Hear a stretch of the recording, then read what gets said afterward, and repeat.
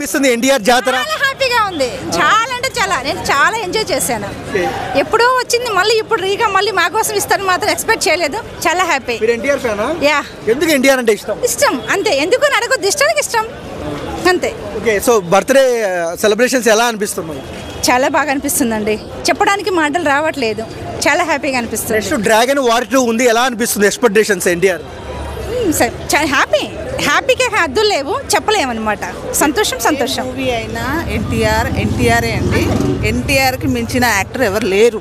అందరూ ఫ్యాన్స్ కోపం రావచ్చు, కానీ ఇన్ని సంవత్సరాల తర్వాత కూడా ఈరోజు ఎంత ఎంజాయ్ చేశారంటే పబ్లిక్ అంత ఎంజాయ్ చేస్తారు. ఓకే, హ్యాపీ బర్త్డే విషయం చెప్పండి. హ్యాపీ బర్త్డే ఎన్టీఆర్ అన్న, గాడ్ బ్లెస్ యూ.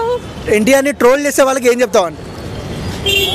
అది నిజంగా చేయకూడదు, చేస్తానంటే అది వాళ్ళకే వదిలేసేయాలి. చేయకూడదు, చేస్తానంటే వాళ్ళకే వదిలేసేయాలి. బాలీవుడ్ హాలీవుడ్ని షేక్ చేస్తాడా? కంపల్సరీగా చేస్తారు, ఖచ్చితంగా చేయాలి, చేస్తారు, చేస్తున్నారు.